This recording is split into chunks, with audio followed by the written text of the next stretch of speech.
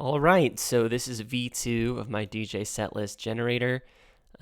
Big changes. As you can see, I actually put some really, what I think is nice styling on it. So the background's pretty appropriate for a DJ. You'll notice that I changed the colors, of course. I have hover states now, which are nice to just be having some good visual indication that these are clickable. Go ahead and click in. We'll choose 150. We'll say we want to play some house music. And then the crowd, we're going to play at a big festival. I'll go ahead and generate my set list. And as you can see, I was able to move everything up and include this loading indicator, which is very helpful as I've really bumped up the prompt and asked ChatGPT to do a lot more things. But it actually returned pretty quickly this time. As you'll see, it includes still a lot of the relevant details I asked from the last time. I've changed it a little bit.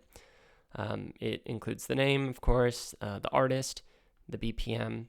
One thing I asked it to include this time that wasn't there the last time is what's called a Camelot key. So 4A is what the key of the song is, and you want to try to match that with something that's similar in key. So you'll see actually that it did it well. This is 4A. What's called fuzzy key mixing is try to choose the number that's next to it, and it chose 5, and then it did it to 6. So it really thought through what songs might sound good together in key. It also included the mix point, like we did the last time, the transition, and a transition type. Here we're gradually fading the volume and then bringing this next track in. But there's some more kind of interesting transitions. That's pretty average.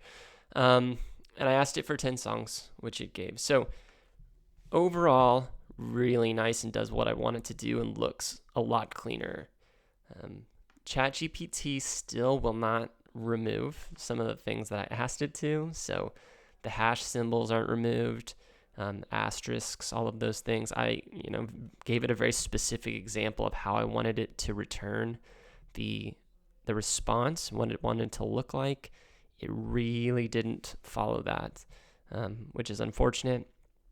I am sure there's better ways, maybe better prompt engineering to get you what you want, make it look a little bit better, but this is what I got. It proves out what I wanted to prove out. I'm pretty happy with it as a person who doesn't code, that I was able to get it to look this way, able to get it to return the things that I wanted it to return, and really just kind of be a useful tool. Again, I haven't used it. Might give it a shot because it does look like it might give you some interesting things. But overall, I think this is probably the end. It does what I wanted to do, and I want to move on to some new AI projects. So, yeah, here it is.